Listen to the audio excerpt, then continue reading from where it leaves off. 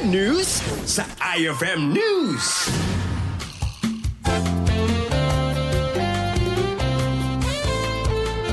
At para naman sa ating good news ngayong araw na ito, 600 senior citizens sa Binalonan na kilahok sa fun walk at Zumba sa selebrasyon ng Elderly Filipino Week. Para sa detalye ng ating good news, magkakasama natin, Idol Maya!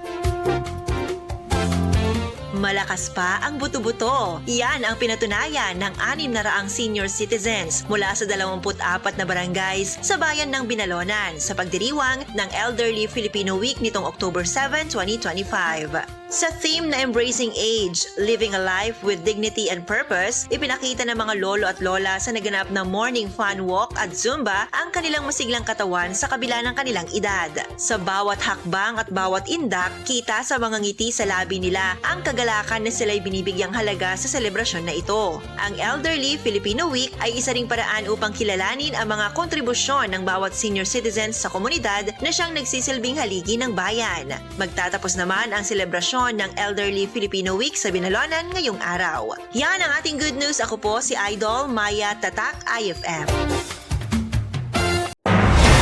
IFM News. IFM News. IFM News.